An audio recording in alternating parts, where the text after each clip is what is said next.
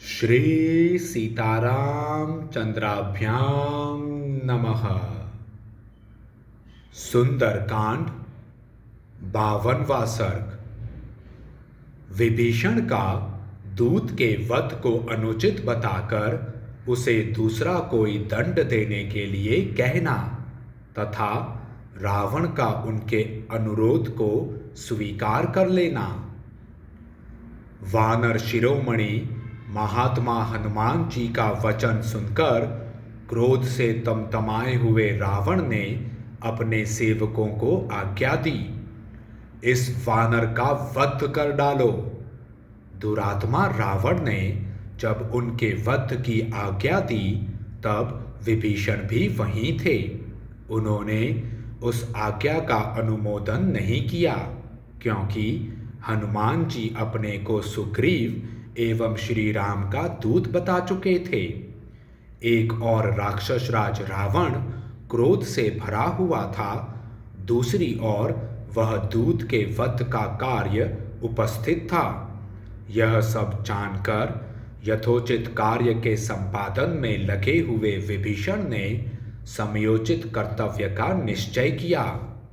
निश्चय हो जाने पर वार्तालाप कुशल विभीषण ने पूजनीय ज्येष्ठ भ्राता शत्रु विजयी रावण से शांतिपूर्वक यह हितकर वचन कहा, राक्षस राज, क्षमा कीजिए, क्रोध को त्याग दीजिए, प्रसन्न होइए और मेरी यह बात सुनिए।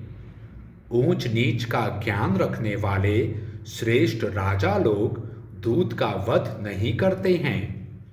वीर महाराज, इस वानर को मारना धर्म के विरुद्ध और लोकाचार की दृष्टि से भी निंदित है। आप जैसे वीर के लिए तो यह कदापि उचित नहीं है। आप धर्म के ज्ञाता, उपकार को मानने वाले और राजधर्म के विशेषज्ञ हैं, भले बुरे का ज्ञान रखने वाले और परमार्थ के ज्ञाता हैं। यदि आप जैसे विद्वान भी रोष के वशीभूत हो जाएं, तब तो समस्त शास्त्रों का पांडित्य प्राप्त करना केवल श्रम ही होगा। अतः शत्रुओं का संहार करने वाले दुर्जय राक्षस राज, आप प्रसन्न होइए और उचित अनुचित का विचार करके दूत के योग्य किसी दंड का विधान कीजिए। विभीषण की बात सुनकर राक्षसों का स्वामी रावण महान कोप से भरकर उन्हें उत्तर देता हुआ बोला, शत्रुसूदन, पापियों का वध करने में पाप नहीं है। इस वानर ने वाटिका का विध्वंस तथा राक्षसों का वध करके पाप किया है, इसलिए अवश्य ही इसका वध करूंगा। रावण का वचन अनेक दोषों से युक्त और पाप का मूल था। वह श्रेष्ठ पुरुषों के योग्य नहीं था। उसे सुनकर बुद्धिमानों में श्रेष्ठ विभीषण ने उत्तम कर्तव्य का निश्चय कराने वाली बात कही, लंकेश्वर, प्रसन्न होइए। राक्षस राज, मेरे धर्म और अर्थ तत्व से युक्त वचन को ध्यान देकर सुनिए। राजन, सत्पुरुषों का कथन है कि दूत कहीं किसी समय भी वध करने योग्य नहीं होते। इसमें संदेह नहीं कि यह बहुत बड़ा शत्रु है, क्योंकि इसने वह अपराध किया है जिसकी कहीं तुलना नहीं है। तथापि सत्पुरुष दूत का वध करना उचित नहीं बताते हैं। दूत के लिए अन्य प्रकार के बहुत से दंड देखे गए हैं। किसी अंग को भंग या विकृत कर देना, कोड़े से पिटवाना, सिर मुंडवा देना तथा शरीर में कोई चिन्ह दाग देना, ये ही दंड दूत के लिए उचित बताए गए हैं। उसके लिए वध का दंड तो मैंने कभी नहीं सुना है। आपकी बुद्धि धर्म और अर्थ की शिक्षा से युक्त है। आप ऊंच नीच का विचार करके कर्तव्य का निश्चय करने वाले हैं। आप जैसा नीतिज्ञ पुरुष कोप के अधीन कैसे हो सकता है, क्योंकि शक्तिशाली पुरुष क्रोध नहीं करते हैं। वीर धर्म की व्याख्या करने, लोकाचार का पालन करने अथवा शास्त्रीय सिद्धांत को समझने में आपके समान दूसरा कोई नहीं है। आप संपूर्ण देवताओं और असुरों में श्रेष्ठ हैं। पराक्रम और उत्साह से संपन्न जो मनस्वी देवता और असुर हैं, उनके लिए भी आप पर विजय पाना अत्यंत कठिन है। आप अप्रमेय शक्तिशाली हैं। आपने अनेक युद्धों में बारंबार देवेश्वरों तथा नरेशों को पराजित किया है।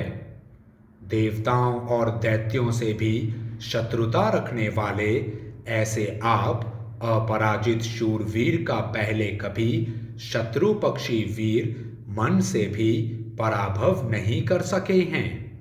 जिन्होंने सिर उठाया वे तत्काल प्राणों से हाथ धो बैठे। इस वानर को मारने में मुझे कोई लाभ नहीं दिखाई देता।